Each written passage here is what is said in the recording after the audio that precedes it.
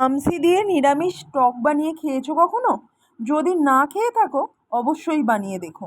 আর নিরামিষ করবো বলেই আমি বড়ি দিয়ে করেছি। আর একটা কথা বলে দিই, মেদিনীপুর থেকে যারা আছো তারা টক তো সবাই চেনো, আর আমসির টক তো তাদের ফেভারিট। চন্দনের বাড়ি এবং মামার বাড়ি দুটোই মেদিনীপুরে হওয়ায় ওদের এই টকটা ভীষণভাবে হয়। তার জন্য প্রথমে আলুগুলো পাতলা পাতলা করে কেটে নিয়েছিলাম, আর তার মধ্যে কড়াই সর্ষের তেল দিয়ে তাতে শুকনো লঙ্কা 5 ফোড়ন দিয়ে আলুগুলো দিয়ে একটু নুন হলুদ গুঁড়ো সব কিছু দিয়ে দিয়েছি। ভালো করে একটু আলুটা আস্তে আস্তে সিদ্ধ হবে, তারপর সিদ্ধ হয়ে যাওয়ার পর ভেন্ডিটাও দিয়ে দিয়েছি।